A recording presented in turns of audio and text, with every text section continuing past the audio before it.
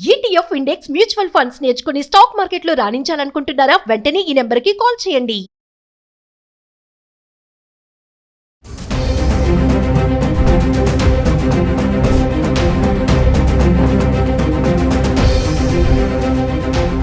Hi hello నమస్తే, welcome back to Suman TV. ప్రస్తుతం మనతో పాటు ఉన్నారు consumer welfare committee chairman Mandari Krishna Reddy గారు. నమస్తే సార్. నమస్తే అమ్మా.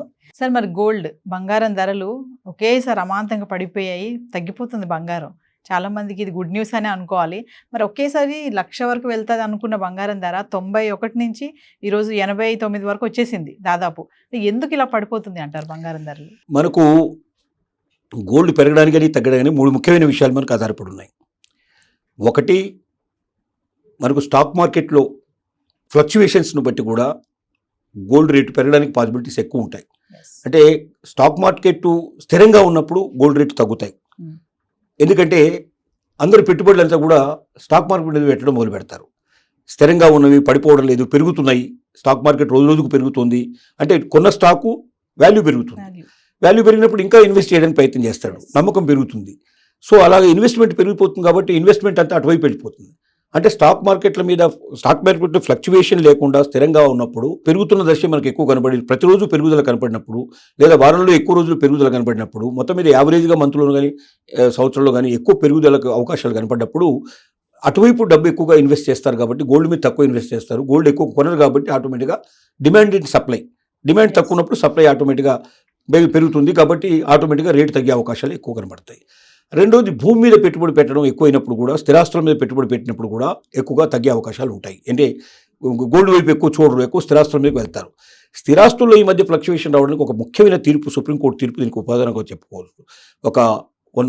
కొన్ని నెలల క్రితం, ఒక నెల నుంచి అంతకుముందు సుప్రీంకోర్టు ఒక గొప్ప తీర్పు, ఒక రియల్ ఎస్టేట్ మరుపు ఒక తీర్పు చెప్పింది.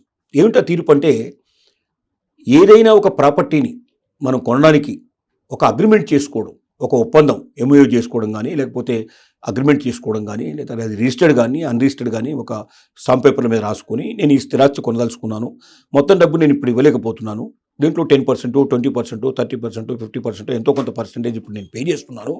ఈ పే చేసిన డబ్బు కాక మిగిలిన డబ్బుని నేను ఇన్ని నెలల్లో, ఇన్ని సంవత్సరాల్లో, లేకపోతే ఇంత టైం లోపల నేను ఇస్తానని చెప్పి వాళ్ళు ఒక ఒప్పంద పత్రం రాసుకుంటారు.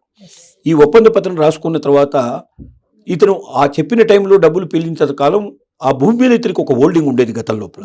అంటే భూమి అతను వేరే వాళ్ళకి అమ్మడానికి వీల్లేదు. అతను విట్నెస్లతో సహా అతను రాసినటువంటి ఏదైతే అగ్రిమెంట్ ఉందో ఆ ఒప్పంద పత్రానికి అతను కట్టుబడి ఉండాలి. అవతల ల్యాండ్ ఓనర్ ఎవరున్నారో వాళ్ళు కట్టుబడి ఉండాలి. కొనుక్కునే వాళ్ళు కూడా ఇన్ టైంలో, నిర్ణీత టైంలో వాళ్ళకి డబ్బు పిల్లించి వాళ్ళు తీసుకొని కంప్లీట్ చేసుకొని బయటపడేది.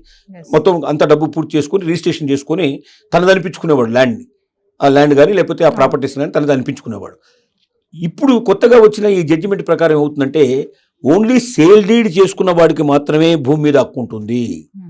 సేల్ అగ్రిమెంట్ చేసుకున్న వాళ్ళు కానీ, ఒప్పందాలు రాసుకున్న వాళ్ళు కానీ, వేరే రకమైనటువంటి ఎంఓయూలు చేసుకున్న వాళ్ళు కానీ, ఇంకెలా చేసుకున్నా ఆ చేయించుకున్న వాడు ఎవరైతే కొనుక్కోదలుచుకున్నాడో, ఎవరైతే తీసుకోదలుచుకున్నారో, ఎవరైతే అడ్వాన్స్ పే చేశారో వాళ్ళకి ఆ భూమి మీద హక్కు రాదు. వాళ్ళు కట్టిన డబ్బుల మీద మాత్రమే హక్కు ఉంటుంది.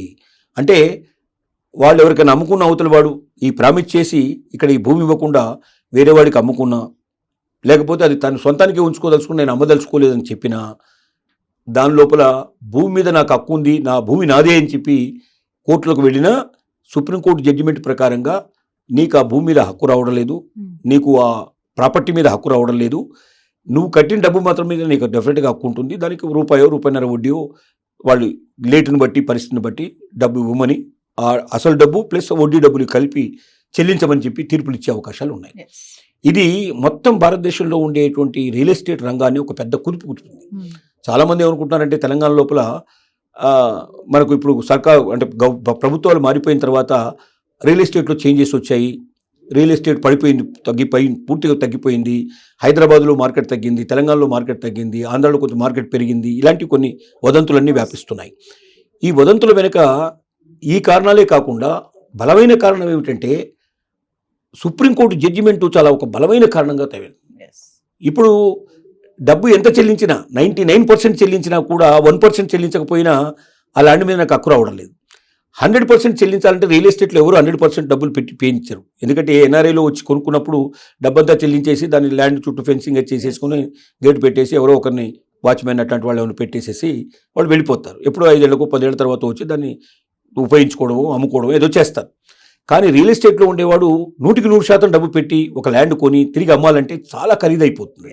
ఆ డబ్బు వడ్డీ అంతా లెక్కలేసుకుంటే కొన్న రేటు కన్నా అమ్మే రేటు 4 ఇంతలు 5 ఇంతలు 10 ఇంతలు పెరగాల్సిన పరిస్థితి ఉంటుంది. అప్పుడు కొనేవాడు ఉండడు.